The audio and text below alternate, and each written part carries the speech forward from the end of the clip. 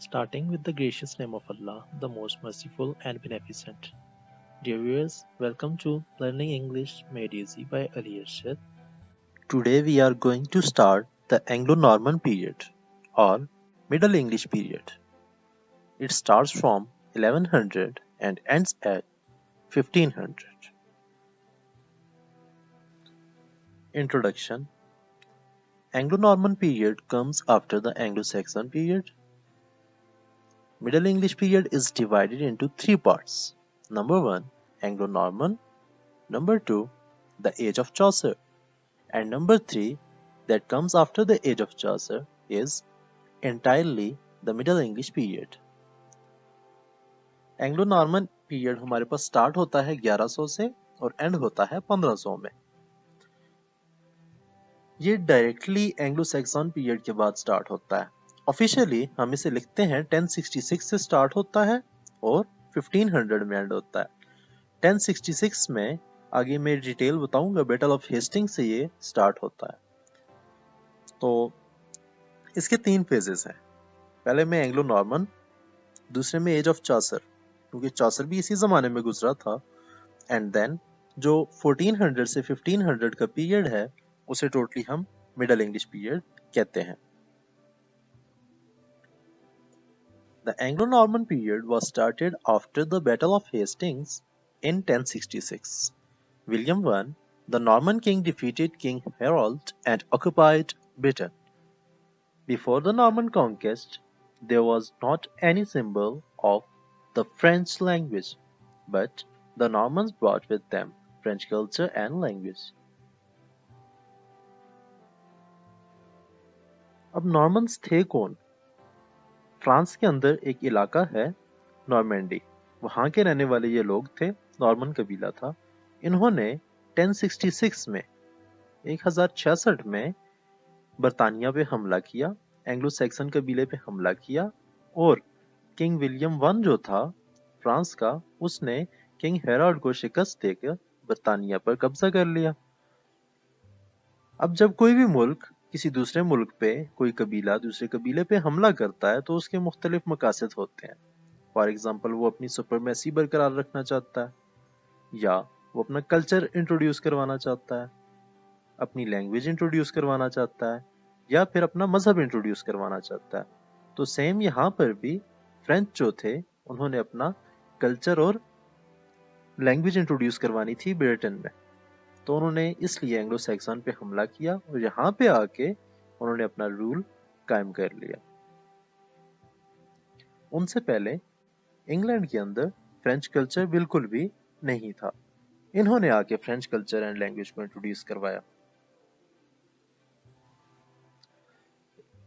French was selected as the official language of that time due to political supremacy. So, the king and his officials used to communicate through the French language and the common people used to interact with their dialects. However, the Latin language was also present there in the form of religious texts since the Anglo-Saxon period. अब French को official language के तौर पे चुन लिया गया. वजह क्या थी कि पॉलिटिकली फ्रेंच पीपल जो थे वो अब स्ट्रांग हो गए थे बर्तानिया के अंदर. बादशाह ने ऑफिशियल लैंग्वेज फ्रेंच को बना दिया एंड अपने जो वज़रात थे, अपने जो उसकी काबीना थी या ऑफिशियल लोग जितने भी थे, उन्हें ये ऑर्डर किया कि टोटली फ्रेंच में कम्युनिकेट किया जाएगा. इसके अलावा लेटिन लैंग्वेज जो थी उसके कुछ असरात पाए जाते थे. वो रिलीजियस स्क्रिप्चर्स में, रिलीजियस टेक्स्ट जो था सिर्फ उनमें. आपको अगर याद हो तो मैंने अपनी सबसे पहली वीडियो में बताया था कि इंग्लिश लैंग्वेज 8 मेजर लैंग्वेजेस का मजमुआ है. तो उसमें लेटिन, फ्रेंच, ग्रीक और रोमन का सबसे ज्यादा रोल आ रहा है. ये चीज आपको याद रखनी पड़ेगी कि लेटिन लैंग्वेज का होल्ड क्यों है, क्योंकि इंग्लिश बनी ही इन मेजर लैंग्वेजेस से मिलके है. अब इस दौरान मेजर इवेंट्स क्या हुए थे उनको जरा डिस्कस कर लेते हैं. London became the capital city of England and the educational epicenter as well. London तालीम का गढ़ बन चुका था, उसके साथ ही इंग्लैंड का कैपिटल भी बना दिया गया। अब एजुकेशनल एपिसेंटर क्यों बना, उसकी भी दो वजूहत हैं। पहली, ऑक्सफोर्ड कायम कर दी गई 1167 में, एंड देन कैम्ब्रिज 1209 में। The two main universities, Oxford and Cambridge, set up in this period, respectively 1167 and 1209. French was finally rejected from the tag of official language in 1415. 1415 के अंदर फ्रेंच लैंग्वेज को, जो उसके साथ टैग लगा हुआ था कि ऑफिशियल लैंग्वेज सिर्फ फ्रेंच यूज होगी, हुकूमती नुमाइंदे जितने भी होंगे वो फ्रेंच यूज करेंगे, ऑफिसेज में फ्रेंच यूज होगी, तो उसे रिमूव कर दिया गया। कंपल्शन कोई भी नहीं थी कि फ्रेंच यूज होगी या नहीं होगी। अब हर किसी को इजाजत थी, चाहे वो इंग्लिश में कम्युनिकेट करता है या फ्रेंच में कम्युनिकेट करता है। इस एज की कैरेक्टरिस्टिक्स क्या थे, खसूसियात क्या थी एंग्लो नॉर्मन पीरियड की, वो भी देख लेते हैं। Religiosity, oral quality, courtly love, chivalry, romance, infraliterary, ये सब इस एज की क्वालिटीज थी। Then characteristics of medieval poetry.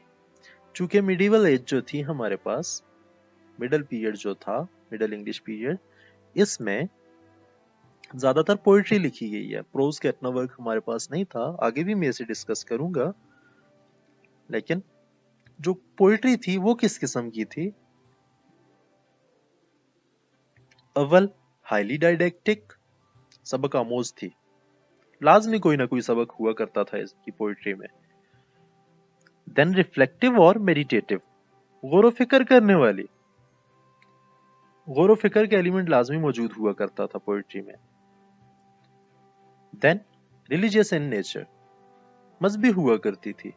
Anglo Saxon period में भी बताया था कि वो खानों वगैरह पे जब बैठते थे, दावतों पे बैठते थे, उस दौरान वो ये डिस्कस किया करते थे अपने रिलीजियस हीरोज को, एंसेस्ट्रल हीरोज को, अपने वार्स को, तो रिलीजन का एलिमेंट लाजमी हुआ करता था।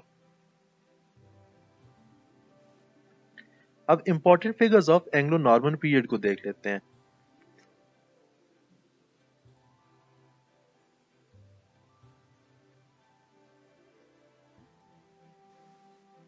इंपॉर्टेंट फिगर्स में हमारे पास जो फेमस नेम्स आते हैं उन्हें देखते हैं। तो सबसे पहला नाम फिलिप डी थॉर्न का आता है, उसके बाद Simon de Freine, then Robert of Gloucester. ये तीन नाम पोइट्री में हमारे सामने आते हैं। पोइट्स तो देख लिए हमने, आगे इंपॉर्टेंट वर्क्स भी देख लेते हैं। पोइट्री के वर्क्स कौन कौन से हमारे सामने आते हैं। पोइट्री तीन किस्म की लिखी जाती थी उस जमाने में, एक रिलीजियस, दूसरी chronicles, and third one romances. Religious poetry की एग्जांपल हमारे पास मौजूद है, the owl and the nightingale. Chronicles में Layamon's Brut, and then romances में Robert of Gloucester and Robert Manning of ब्रून।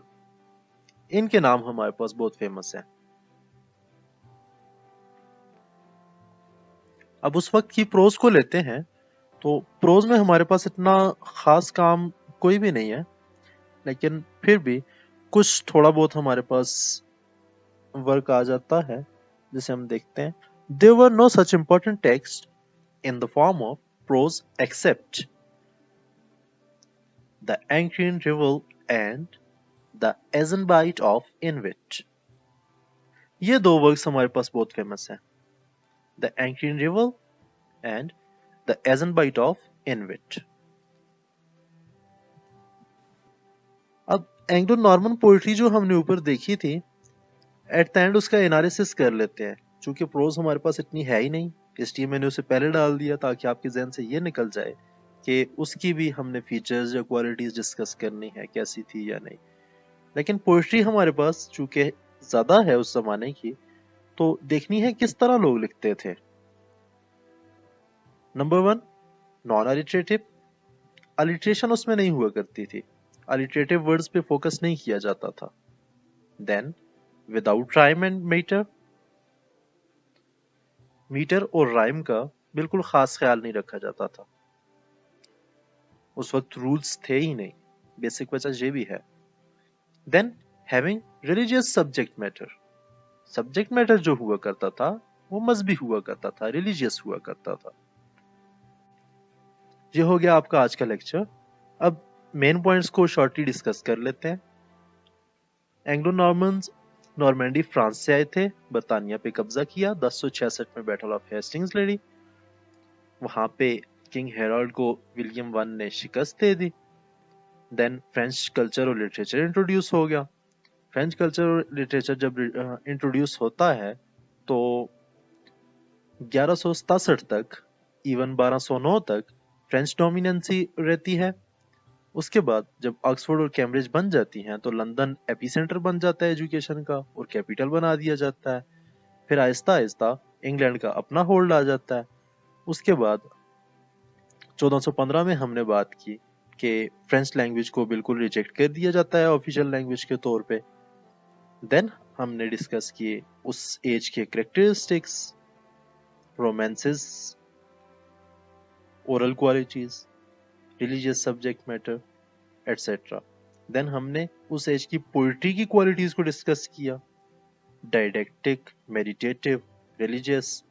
دین ہم نے اس کی پوئٹری ڈسکس کی, پھر پوئٹس ڈسکس کیے, Philip de Thaon, Simon Freine, Robert گلوسیسٹر.